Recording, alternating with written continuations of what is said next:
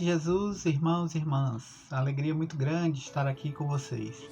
Sou o Fábio André, participo do grupo de oração Mãe da Divina Graça na paróquia Nossa Senhora da Luz, na Pituba, Arquidiocese de São Salvador da Bahia.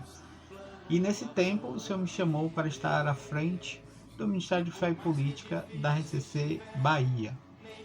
Sou casado há 22 anos com Milena, tenho 2 filhas, Cíntia e Cecília. E diante do tempo que estamos vivendo, desse tempo em que a gente pensa muito na questão das eleições, da política, o Ministério para as Famílias me pediu para também participar dessas formações semanais que estão sendo feitas para o Ministério. E o tema de hoje é justamente a importância da participação da família no cenário político. Então vamos clamar ao Espírito Santo, que Ele venha nos auxiliar, que Ele venha colocar as palavras que Ele deseja nos nossos lábios e que também possa cair nos corações de cada uma das pessoas que ouvir este vídeo, que possa produzir muitos frutos. Peçamos então ao Espírito Santo: vinde, Espírito Santo, enchei os corações dos vossos fiéis e acendei neles o fogo do vosso amor. Enviai, Senhor, o vosso Espírito, e tudo será criado, e renovareis a face da terra. Oremos. Ó Deus, que instrui os corações dos vossos fiéis com a luz do Espírito Santo, fazei que apreciemos retamente todas as coisas segundo o mesmo Espírito e gozemos sempre das suas consolações. Por Cristo, Senhor nosso. Amém. Para falar desse tema, então gostaria de começar um evangelho que está lá em São Mateus, no capítulo 5 de Mateus, versículos 13 a 16. Mateus 5, 13 a 16. Vós sois o sal da terra. Se o sal perde o sabor, com que lhe será restituído o sabor? Para nada mais serve, senão para ser lançado fora e calcado pelos homens. Vós sois a luz do mundo. Não se pode esconder uma cidade situada sobre uma montanha, nem se acende uma luz para colocá-la debaixo do alqueire, mas sim para colocá-la sobre o candeeiro, a fim de que brilhe a todos os que estão em casa. Assim brilhe vossa luz diante dos homens, para que vejam as vossas boas obras e glorifiquem vosso Pai que está nos céus. Palavra da salvação, glória a vós, Senhor. Então, nesse tempo, qual a grande contribuição que a família pode dar para a sociedade nesse sentido? É formando cristãos que possam participar plenamente da política. Essa palavra nos fala que a gente tem que estar plenamente inseridos na sociedade. Nós cristãos não podemos fugir dessa nossa responsabilidade. O Papa Francisco, até citando São Paulo VI, fala justamente que a política é uma das maiores formas do bem comum e de caridade. Então, e ele falava também, às vezes a gente critica muitos políticos e ele pergunta: por que a política está desse jeito? Será que não foi porque nós católicos, nós cristãos, nos afastamos da política e deixamos somente pessoas, muitas vezes de má índole, possa tomar conta desse meio? Então é importante agora que a gente possa estar participando ativamente da sociedade como um todo, dando a nossa contribuição, que o documento 105 da CNBB vai falar, dos areópagos modernos. Então nós temos que participar também desse meio da política, não podemos fugir. Então, e a família vai justamente dar essa contribuição fundamental para a sociedade. E aí, nesse sentido, uma grande referência para nós, do Ministério da Fé e Política, é sempre o compêndio da doutrina social da Igreja.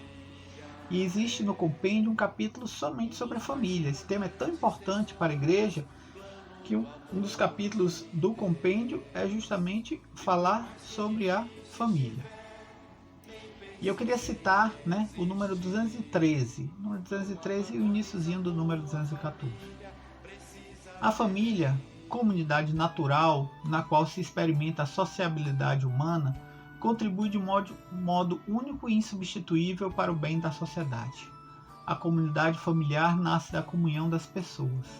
A comunhão diz respeito à relação pessoal entre o eu e o tu.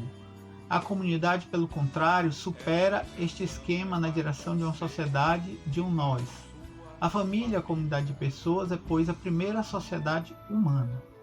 Uma sociedade à medida da família é a melhor garantia contra toda a deriva de tipo individualista ou coletivista, porque nela a pessoa está sempre no centro da atenção, enquanto fim e nunca como meio. É de todo evidente que o bem das pessoas e o bom funcionamento da sociedade, portanto, estão estreitamente conexos com a feliz situação da comunidade conjugal e familiar. Sem famílias fortes na comunhão e estáveis no compromisso, os povos se debilitam. Na família são inculcadas desde os primeiros anos de vida os valores morais. Transmite-se o patrimônio espiritual da comunidade religiosa e o cultural da nação. Nela se dá a aprendizagem das responsabilidades sociais e da solidariedade. Esse é o número 213. E o número 214 nos fala, né? Só o iniciozinho que eu vou pegar. Há que se afirmar a prioridade da família em relação à sociedade e ao Estado. Então, o que é que esses trechos querem nos dizer? A primeira coisa é que o Estado existe para cuidar da família. A sociedade existe para cuidar da família. Olha só o que diz justamente isso, 214. A família é prioridade, mais importante. Não existe, a família não está para servir o Estado, mas pelo contrário, o Estado está para servir para proteger a família, para dar dignidade à família, para justamente produzir o trabalho para que, né, marido e esposa possam trabalhar e ter justamente a dignidade de cuidar dos seus filhos. Então, o Estado existe para cuidar da família. E aí, né, de que forma as famílias também podem contribuir com a sociedade? E aí também já lá no número 213 vai nos falar, né, no finalzinho, vai justamente nos falar isso. A família vai contribuir oferecendo pessoas com uma dignidade, com uma ética, porque é na família que são promovidos os grandes valores culturais, morais, religiosos. Então é na família que de fato a gente vai aprender o amor, vai aprender o bem comum, vai aprender, né, quando falava justamente que a família coloca o homem no centro. Então os grandes princípios da doutrina social da igreja, né, a doutrina social da igreja nos traz princípios.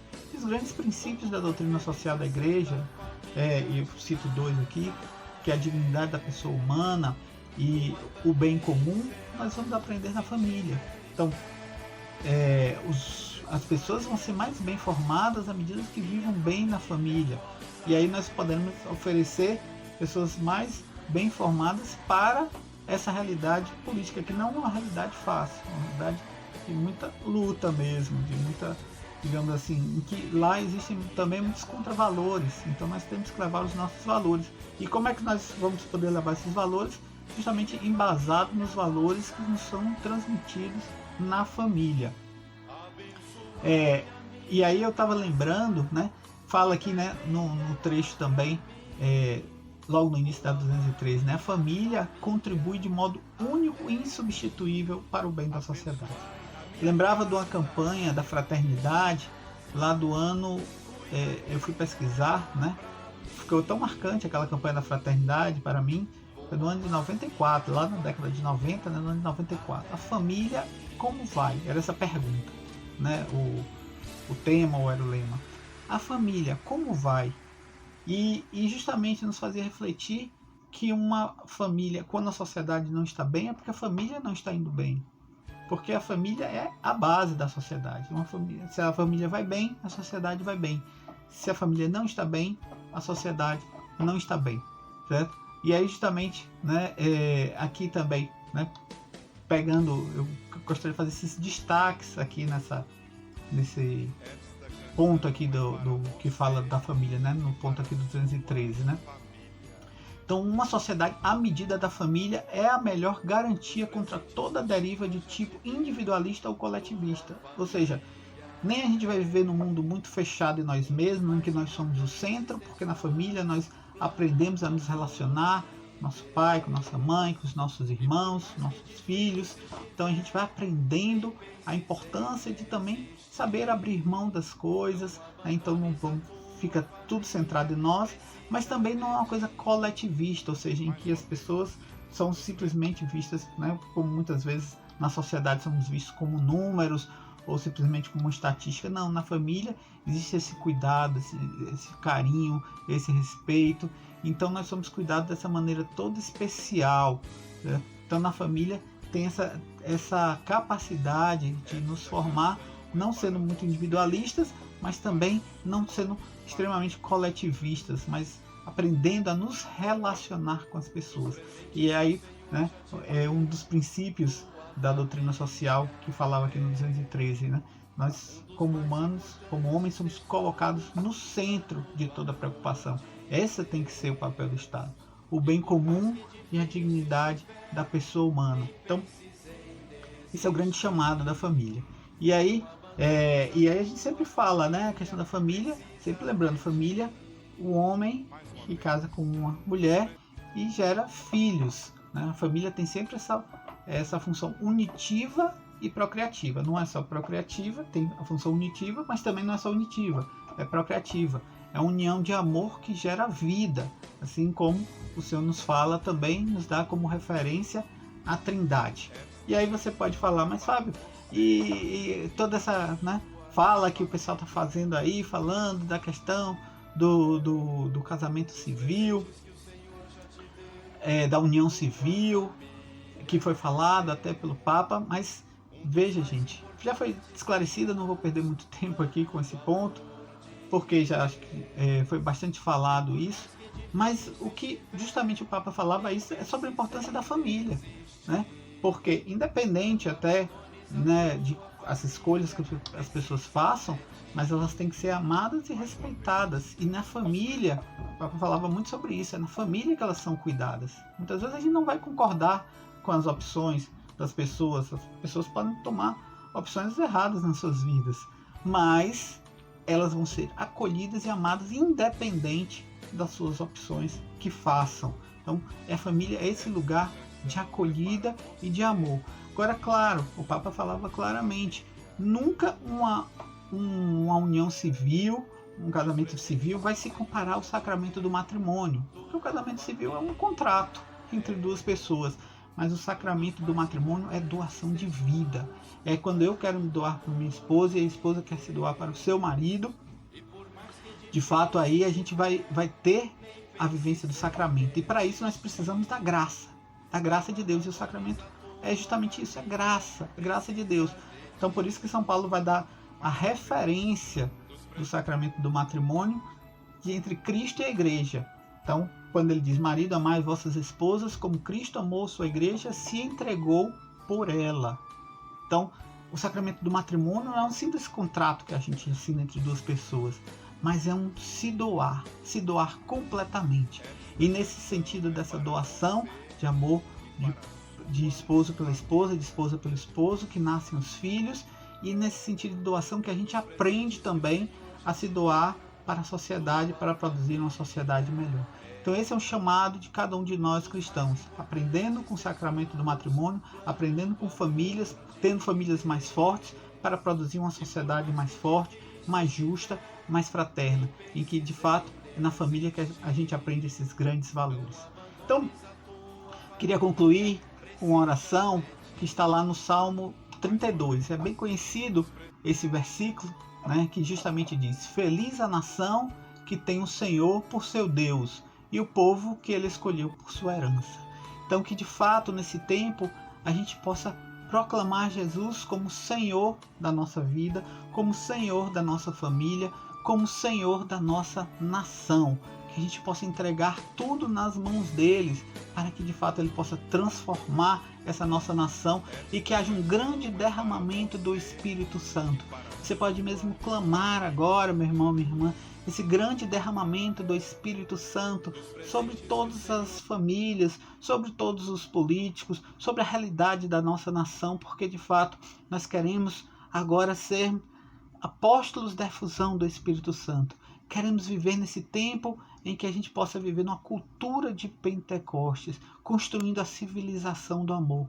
E é para isso que nós estamos lutando na família, para termos cidadãos melhores. E com isso também teremos políticos melhores, e teremos uma nação melhor. Então transforma, Senhor, a nossa nação a partir das famílias, Senhor.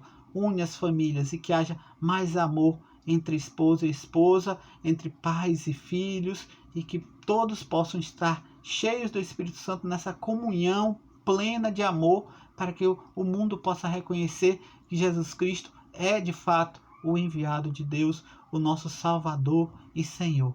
Glórias e louvores a Ti, Senhor. Amém.